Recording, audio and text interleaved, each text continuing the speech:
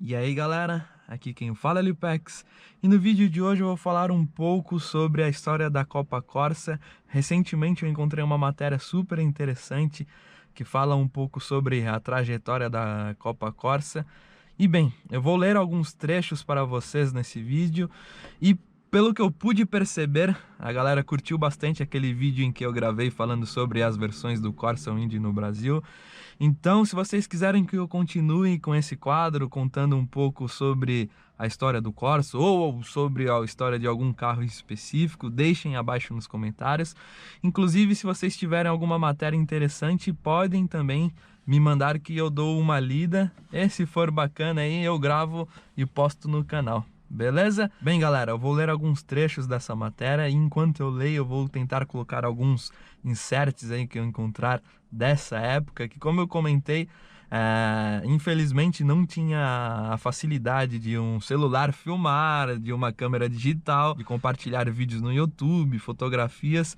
Então as coisas dessa época é um pouco mais complicado de encontrar na internet, mas alguma coisa sempre dá para achar, beleza? E também eu vou tentar compartilhar algumas curiosidades, algumas coisas que felizmente eu já tive a oportunidade de vivenciar. Então vamos iniciar aqui a matéria. Eu não vou ler o artigo completo, para quem quiser eu vou deixar aí na descrição do vídeo. Inclusive essa matéria está disponível no Corsa Club. Tranquilo? Então vamos lá, olha que bacana. O sucesso do seu novo carro pequeno levou a GM a promover a Copa Corsa em 1995, complemento à Fórmula Chevrolet e a Omega Stock Car.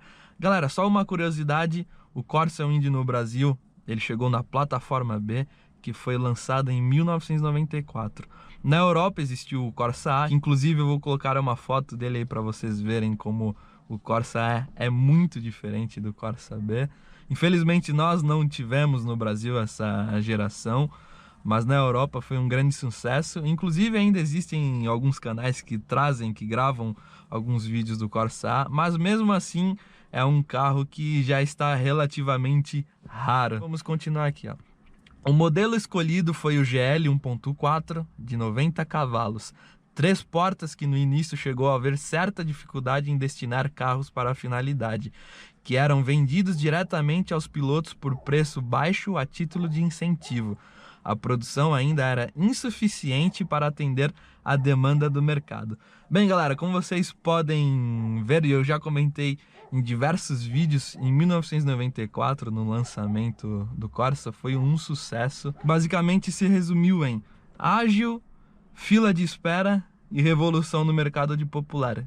Como eu comentei em diversos vídeos, e para quem já pesquisou um pouquinho sobre a história desse carro, do Corsa B, sabe que foi um enorme sucesso. Se vocês pararem para pesquisar e ver quais carros eram os concorrentes do Corsa B na época, basicamente se resumia em Escort, Uno e o Gol CHT, o Milão. As linhas eram totalmente diferentes do que o povo estava acostumado na época, né galera?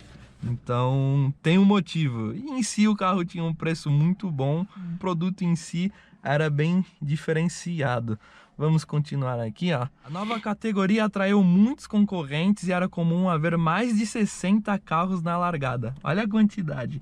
60 carros na largada no grid, para quem está acostumado com automobilismo, sabe que é muita coisa. Foram organizados campeonatos regionais em São Paulo, Brasília, Goiânia, Fortaleza e Porto Alegre.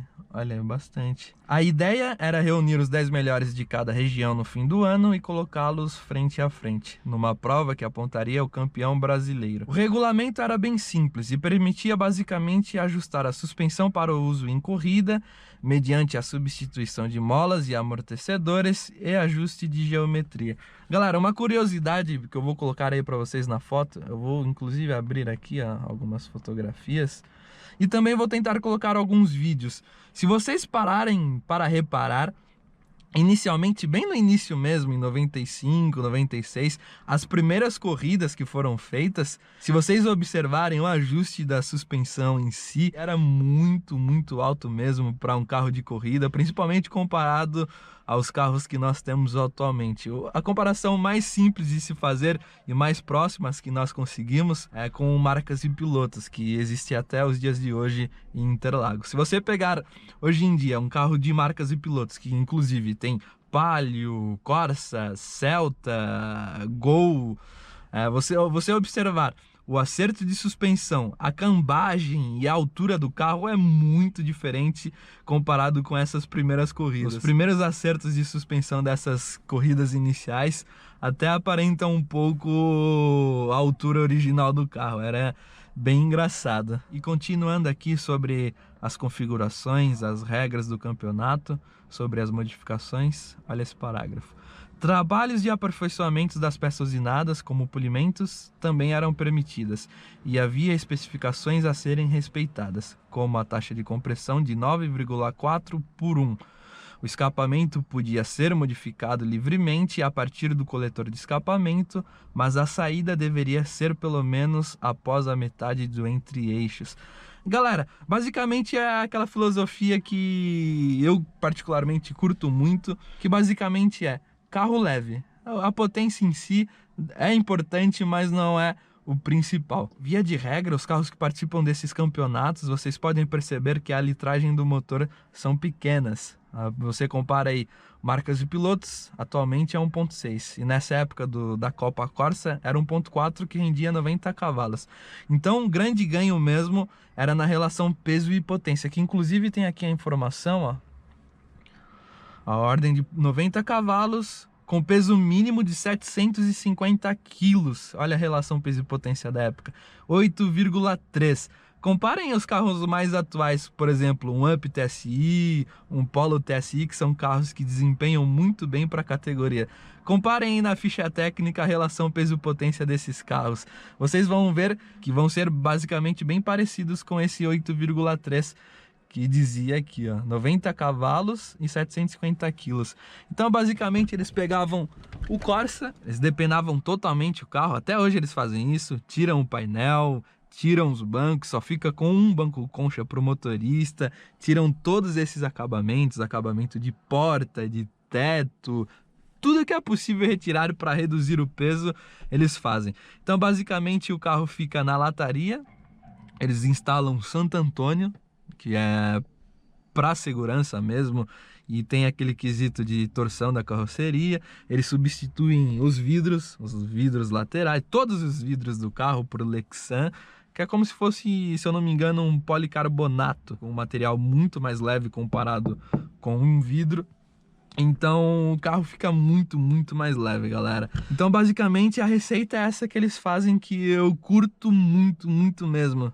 Eu um dia, se eu tiver oportunidade, tempo e dinheiro aí, eu vou fazer um projetinho nessa pegada em um carro, seja o Corsa ou seja algum outro carro que já tenha plataforma leve. É redução de peso nível hard. Eles depenam um carro, fazem um acerto bacana de suspensão e o motor, claro, nos campeonatos eles tiram o máximo, fazem um acerto mais agressivo, mas como hoje em dia nós temos motores mais atualizados aí que não precisam fazer muita coisa para conseguir aí os 106 cavalos, 115 cavalos, já é bacana. Hoje em dia, por exemplo, se você pegar um motor, fazer um coletor 4 em 1, colocar um filtro de ar, fazer uma admissão bacana, uma injeção programável e um comandinho, você vai conseguir aí um desempenho bem bacana.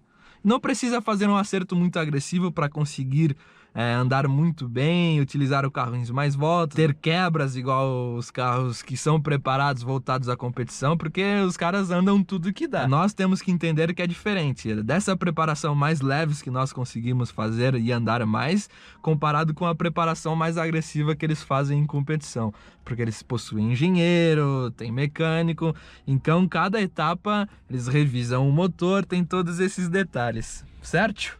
Olha aqui, uma coisa que até hoje eu fico abismado. Os pneus eram radiais de rua em medida original 165/70/13. Galera, nessa época é basicamente original. Hoje, se eu não me engano, posso estar equivocado, mas eles utilizam aro 14 ou aro 15, pneu radial também, pneu balãozinho. Inclusive, da última vez que eu vi algumas marcas correndo em Interlagos, eles utilizavam o Pirelli Phantom, que é um pneu bem acessível, não é um pneu de alta performance, mas os caras fazem um show com aqueles pneus. O carro ali com a cambagem extremamente negativa, suspensão travadíssima. Se você parar ali para assistir alguns minutos, você fica abismado. Os caras entram ali na curva de lado, é muito, muito lindo de se ver. Para quem curte sabe do que eu estou falando. E galera, uma curiosidade que essa matéria aborda é referente às engrenagens, ó. Em vez de barrar o uso das novas engrenagens até o ano seguinte, já que se tratava de categoria monomarca dela própria, a GM liberou-as imediatamente para uso nas provas. Só que as novas peças praticamente não existiam como item de reposição, nem na fábrica, e só alguns pilotos conseguiram comprá-las, com vantagens óbvias. Soube-se de casos de pilotos que alugaram o Corsa só para usar o câmbio com quarta e quinta mais curtas. E pessoal, para quem sabe, quando você não tem um motor com muita potência, e você pega, por exemplo, a subida ali da reta principal de Interlagos, dependendo da cavalaria do motor, a relação de marchas, por exemplo, ali, se nessa configuração, nesse setup, o Corsa sentia uma falta de fôlego na subida, provavelmente com a quarta e a quinta mais curtas, o carro desempenharia melhor, ganharia mais velocidade. Basicamente os caras tiram leite de pedra, é um nível hard de preparação. E é isso aí, galera, foi um vídeo curiosidade. Eu vou tentar colocar mais alguns takes no final aí, mais alguns trechos com algumas narrações, alguns áudios, algumas fotografias. Espero que vocês tenham gostado desse vídeo. Se vocês quiserem mais vídeos nesse estilão, deixem abaixo nos comentários. Eu particularmente gosto muito de ler sobre esses assuntos, essa pegada mais old stock. Inclusive, para quem gosta dessas competições, de ver esses carros, ainda existe em Interlagos marcas e pilotos e old stock car, que é a famosa corrida com os opalões aí. O ronco, a sinfonia ao vivo ali é coisa de outro mundo. Então, para quem quer curtir, inclusive tem diversos eventos que são gratuitos, que você tem acesso aos boxes, estacionamento gratuito também. Então, sempre acompanhe aí as páginas de competições do Insta, do Face. Vocês vão ter acesso aos calendários de eventos, beleza? Então é isso aí, galera. Espero que vocês tenham gostado do vídeo. Para quem não é inscrito, se inscreva no canal. Para quem não me segue no Instagram, siga lá, @lipex, em vez do i é o número 1. E até o próximo vídeo, valeu e falou, fui! O motor dele não tá envenenado não, tá pimentado então, Ivan. É verdade, Galo. Luiz Goulart continua na ponta, Luiz Calil é o segundo. Eurípides Reis na terceira posição. A diferença do Goulart pro Calil de 1 segundo 212 milésimos.